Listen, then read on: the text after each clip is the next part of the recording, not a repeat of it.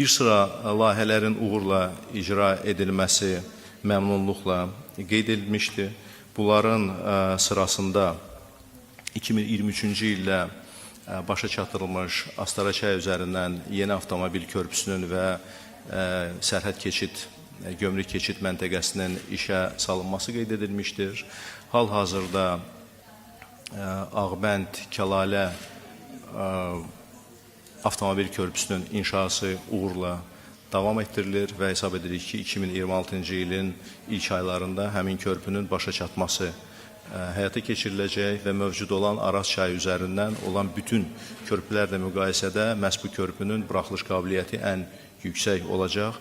Hesab edirik ki, bu iki ölkə arasında nəqliyyat, kommunikasiya, ümumilikdə ticarət, əlaqələr kontekstində çox böyük bir töhfə olacaqdır.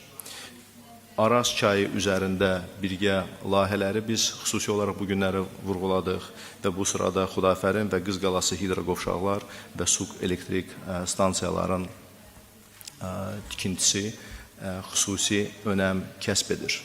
İki ölkə prezidentinin bu il əldə etdikləri razılaşmalara uyğun olaraq Bakı, Tehran, Bakı marşrutu üzrə aviareyslərin sayının artırılması məmnunluqla qeyd olundu.